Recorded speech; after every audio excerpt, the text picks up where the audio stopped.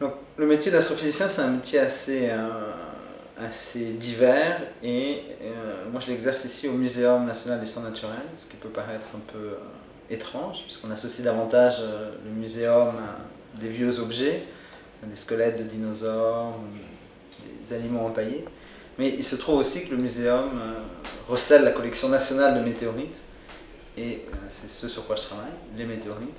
Et donc c'est ici au muséum que j'exerce ce métier d'astrophysicien. L'observation, je suis un astrophysicien qui n'a rien à voir avec les télescopes, parce que je travaille sur des cailloux, les météorites sont des cailloux. Et la raison pour laquelle on peut dire que je fais de l'astrophysique, c'est parce que ce sont des cailloux qui répondent à des questions concernant la formation du système solaire.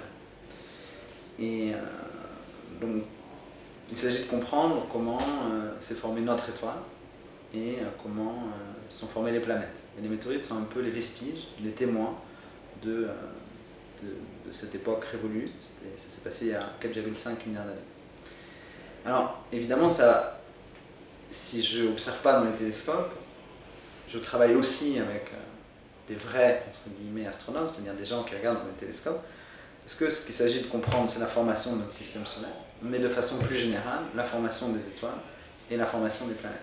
Donc, vous savez qu'une des plus grandes découvertes de ces 20 dernières années, c'est une plus grande découverte en astronomie, c'est la découverte de planètes autour d'autres étoiles que la nôtre, ce qu'on appelle les exoplanètes. On en a plus de 1000 maintenant. Donc on sait que c'est un petit peu la norme. Quand une étoile naît, elle est accompagnée d'un cortège planétaire. Donc c'est ce qui s'est passé pour notre système solaire. Notre système solaire est probablement banal, un système solaire parmi d'autres. Et donc si on s'intéresse à la formation de notre système solaire, grâce aux météorites, qui sont les vestiges de cette formation, eh bien c'est aussi une façon de s'intéresser, de façon générale, à la formation des systèmes planétaires. Et donc là, moi je vais utiliser les données des télescopes, parce que ces systèmes planétaires autour d'autres étoiles, il y en a qui sont en train de se former en ce moment. Donc on peut les observer avec de plus en plus de détails.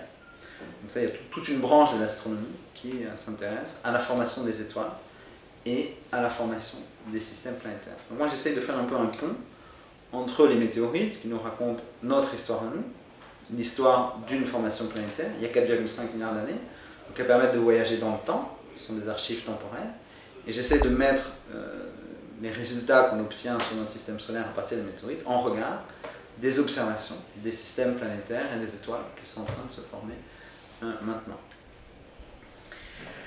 Donc voilà, il y a cet aller-retour permanent entre le ciel et puis la Terre et les météorites. Alors au quotidien, ce métier d'astrophysicien, en quoi il consiste? Il consiste en l'observation de météorites au laboratoire. C'est la façon, on pourrait dire, de l'astrophysique de laboratoire. Donc on étudie les météorites comme on peut étudier des roches terrestres, avec des microscopes, des spectromètres de masse, des tas d'instruments plus ou moins sophistiqués. On essaie de sonder de façon un petit peu intime cette matière particulière qui provient de l'espace.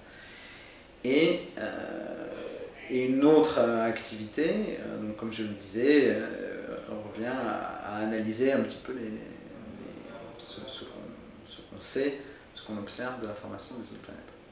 Il y a un côté aussi qui est assez, même si ça occupe assez peu de temps dans une année, mais qui est assez excitant, c'est d'aller chercher des météorites sur le terrain. Donc les météorites, elles tombent de façon uniforme sur toute la Terre, il n'y a pas du tout d'endroit privilégié où elles tombent, mais en revanche, il y a des endroits où elles s'accumulent. Donc si une météorite tombe, par exemple, dans le jardin des plantes, à moins qu'on la repère tout de suite, elle va finir par se dissoudre ou se confondre avec les autres pierres, être attaquée par les pluies, et au bout d'un an, elle va disparaître. Même si le jardin des plantes, ce n'est pas un très bon exemple, parce qu'il y a quelques spécialistes des météorites qui se baladent de temps en temps, donc on peut espérer que s'il y a une météorite qui est dans le jardin des plantes, ils la repèrent. Mais disons, dans la Beauce, je ne sais pas. Donc la durée de vie des météorites dans un climat tempéré, en raison des précipitations, est assez faible. Elle va être assez rapidement dégradée. En revanche, dans un désert, par définition, un désert c'est un endroit sec, donc une météorite qui tombe va rester. Et elles peuvent rester dans certains déserts pendant des milliers, des dizaines de milliers d'années. Donc c'est pas qu'il tombe davantage de météorites dans les déserts, mais elles s'y accumulent. Et donc on organise systématiquement des voyages de collecte de météorites dans les déserts. Donc ça peut être le Sahara, ça peut être le désert d'Atacama au Chili, ça peut être le désert d'Oman. Moi, je participe chaque année à des expéditions organisées par un laboratoire d'Aix-en-Provence qui s'appelle le CERENG. Et tous les ans, on va dans le désert d'Atacama, un désert qui occupe tout le nord du Chili, toute la bande côtière nord du Chili. Un désert très ancien, on pense que c'est aride depuis des dizaines de millions d'années. Et on va passer 2 semaines chaque année dans ce désert à la recherche de météorites. Alors, la technique de recherche est assez simple, hein, ça ressemble un peu à celle utilisée pour les champignons. Il faut d'abord trouver un peu les bons coins, parce que même à l'intérieur des déserts, il y a des endroits plus ou moins propices, parce que suivant les mouvements de terrain, les météorites peuvent plus ou moins être concentrés. Donc il s'agit d'abord de repérer les bons coins. Et puis ensuite, on se met en formation de tirailleurs, un peu. Hein. On est une dizaine environ, chacun une dizaine de mètres de distance les uns des autres. Et on passe notre journée à marcher en regardant par terre.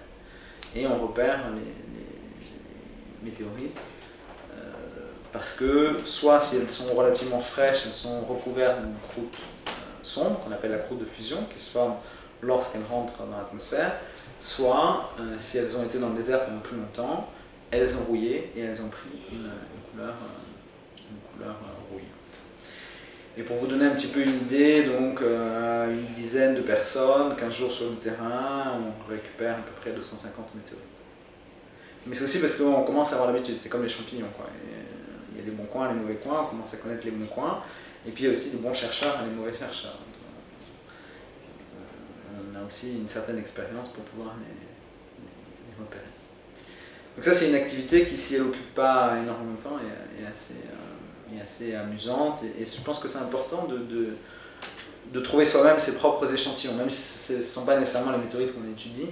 Le fait d'avoir fait cet effort, d'avoir connecté un petit peu une étude, pas vraiment abstraite parce qu'il s'agit de cailloux, mais d'objets qu'on a avec une recherche sur le terrain, je pense que c'est très important.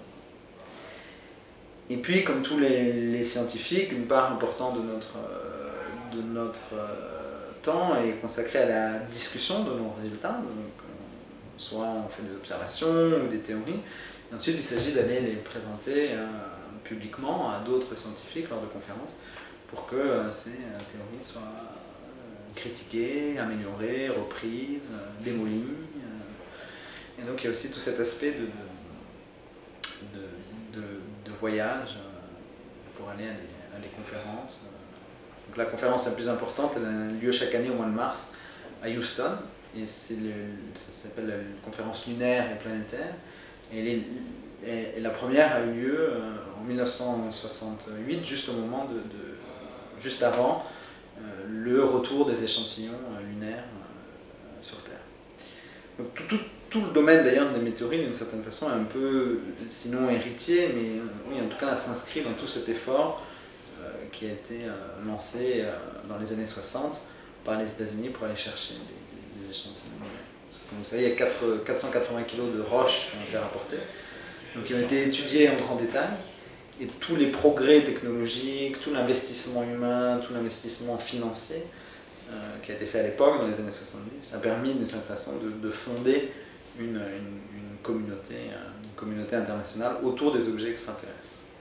Donc cette aventure lunaire et d'une façon générale l'exploration spatiale, le fait de rapporter des échantillons, a un effet extrêmement bénéfique, extrêmement fécondant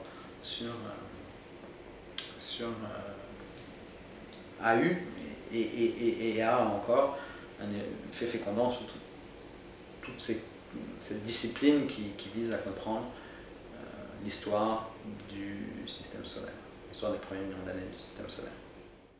Et donc, même si c'est assez insolite d'être astrophysicien au Muséum national d'histoire naturelle, c'est très excitant parce que il y a des gens insolites partout au muséum. Il y a des gens qui travaillent sur la génétique humaine, d'autres qui travaillent sur les grands singes. Il y a des personnes qui cherchent à comprendre comment l'agriculture ou l'élevage s'est diffusé à partir de son origine proche orientale. Donc il y a toute une diversité intellectuelle, scientifique extrêmement excitante. Et donc le fait d'être ici pour moi, est très enrichissant et permet de donner encore plus une espèce de coloration particulière à cette façon de faire de l'astrophysique à partir des météorites, à partir des cailloux.